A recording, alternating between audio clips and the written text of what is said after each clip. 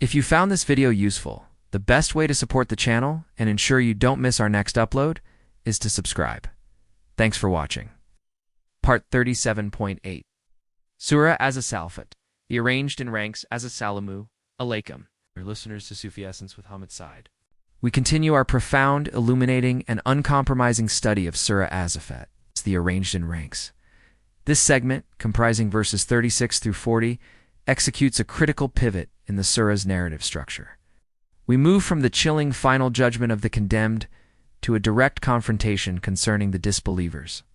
Primary psychological and social defense mechanisms on earth, followed by a brilliant salvational contrast that promises everlasting reward. The preceding section, verses 31 to 35, concluded by identifying the absolute root cause of the condemned assembly's shared torment. The pervasive spiritual disease of arrogance istikbar in the face of the foundational call to la ilaha illallah.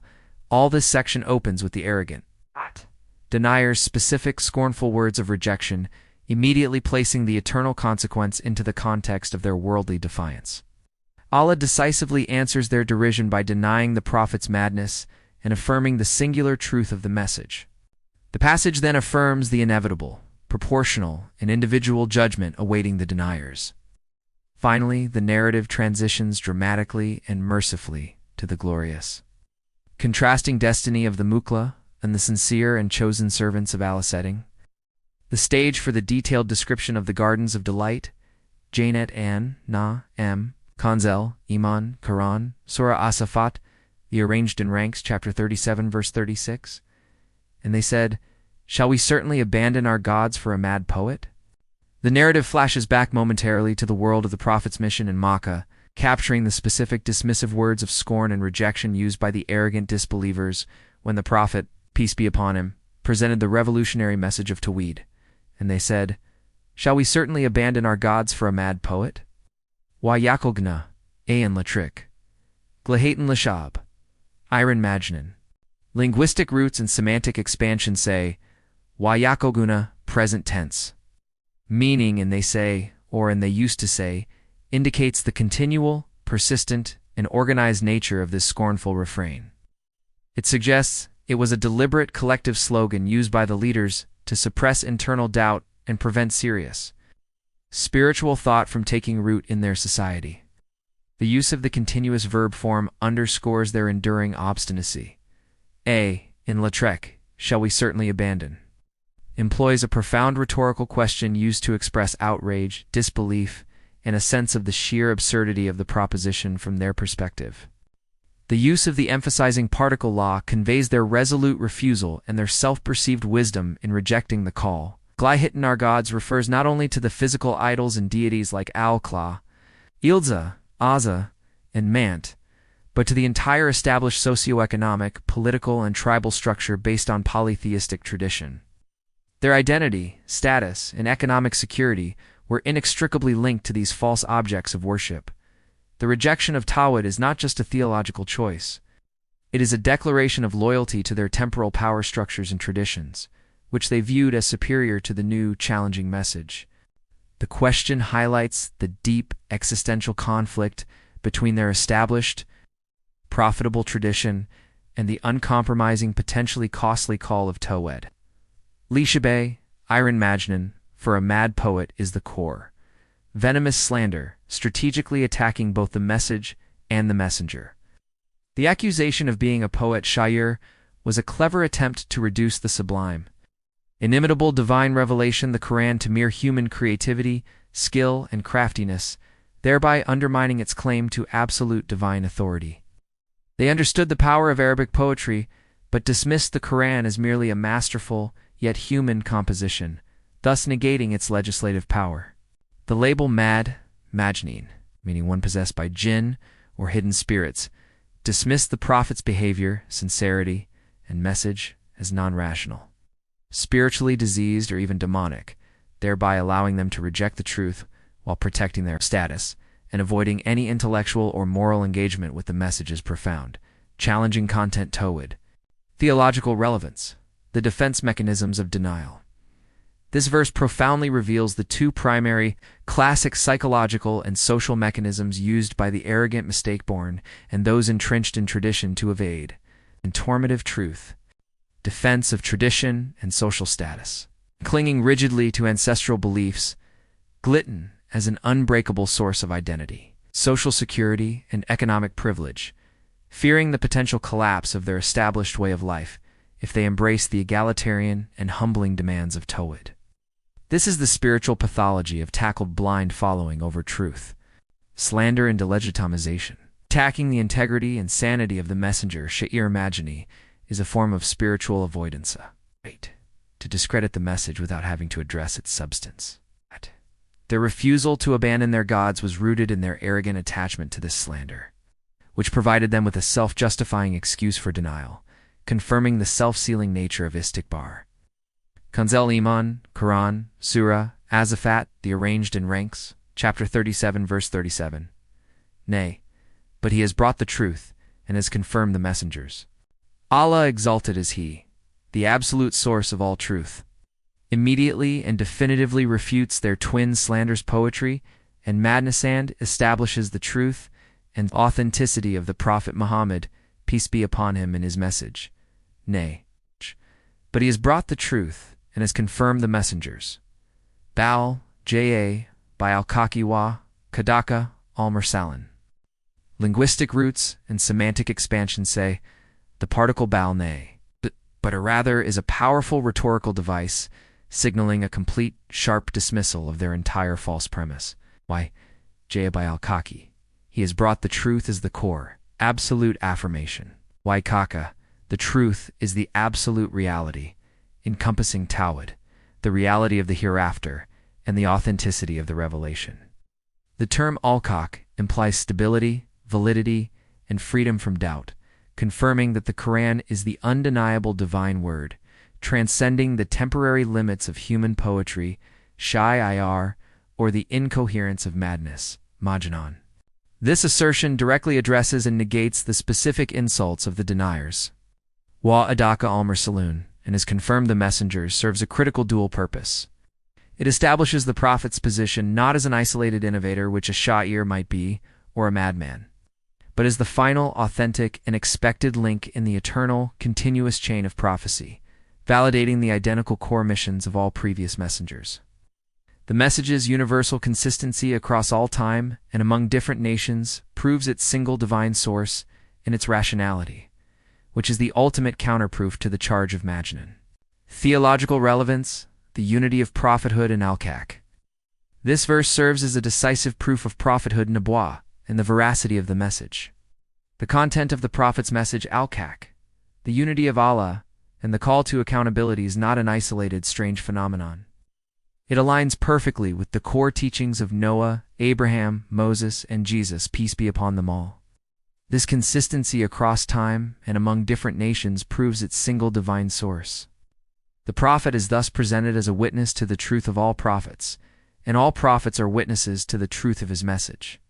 This theological unity emphasizes the folly of the deniers who rejected a message that was universally attested. Kanzul Iman, Quran, Surah As-Saffat, the arranged in ranks. Chapter 37, verse 38. Indeed, you will certainly taste the painful torment. Having decisively refuted their slander and established the absolute truth of the message, Allah turns directly to the deniers, issuing a firm, non-negotiable decree of their inevitable shared fate. Linking back to the realization in verse 31, indeed, you will certainly taste the painful torment, inamol lodakon iq, alad bi alaugum. Linguistic roots and semantic expansions say inam uses the strongest possible form of emphasis, ina, s, asserting the certainty of the sentence. Action IQ will certainly taste is the same powerful verb used previously, dak, emphasizing the absolute certainty of the direct, internal, and agonizing experience of punishment. The grammatical structure employs the verbal noun dhikuna, those who taste, conveying that tasting the torment is their fixed and unchangeable identity on that day. Al-Adabi, alaug, the painful torment, is a definitive and comprehensive description of the penalty. Laug refers to pain that is not just physical, but deeply felt, enduring, and spiritually agonizing, commensurate with the spiritual nature of their crime istikbar. The rhetorical contrast is stark. The deniers tasted the fleeting, illusory pleasure of their arrogance and worldly defiance on earth, but will now taste the eternal, agonizing pain of the torment for their rejection of al-Kaq. Theological relevance, justice as the counterpoint to arrogance. This decree is the practical, earned outcome of their istikbar, verse 35, and their persistent derision, verse 36. Because they chose the path of denial and derision over humility and truth, they are justly subject to the fixed law of judgment. We deal like this with the sinners, verse 34. This verse affirms that the consequence of rejecting al-Kaq is unavoidable and severe, a consequence that they earned through continuous free will choices and persistent defiance. This is the implementation of divine wrath following the rejection of divine mercy. Kanzul Iman, Quran, Surah As-Saffat, the arranged in ranks. Chapter 37, verse 39. And you are not recompensed except for what you used to do. This verse is a cornerstone of Quranic justice, firmly establishing the perfect proportionality and justice adl of their impending punishment, linking the severity of the torment directly and exclusively to their own intentional deeds and choices. And you are not recompensed except for what you used to do. Wa ma tujana, il ma kentum. Tamalan. Linguistic roots and semantic expansion say, Wa ma tujana il, and you are not recompensed, except utilizes a powerful limiting construction waker, ensuring that the punishment is strictly proportional and precisely tailored to their actions. It means your recompense is nothing other than what you did. The structure emphasizes that Allah imposes nothing external to their own actions. Makantam tamalan, what you used to do, refers to their habitual, continuous actions, the rejection, the arrogance, verse 35, the slander, verse 36, and the persistent denial. The continuous tense of kantam tamalan underscores that their lifestyle was one of persistent sin and conscious choice, rendering all their excuses invalid. Justice is absolute, eliminating any possibility of complaint regarding oppression or excessiveness. They are condemned by their own record of voluntary actions. Theological relevance, absolute accountability. This verse is the articulation of adl justice. Allah does not oppress his servants, la yalamu, rabuka afadan. The recompense is a direct result of their own free will and the accumulated record of their continuous deeds amal. This destroys the final possible excuse of the condemned, confirming that they are self-condemned. The principle of jazak, recompense, dictates the precise equivalence between the deed and the consequence. This verse confirms the absolute precision of the mizan scales of justice on the day of judgment, ensuring perfect equity. The proportionality means that even the degree of pain in the torment will perfectly match the degree of justice they committed. Spiritual application, the call to musaba. This is the call to profound self-accountability, musaba.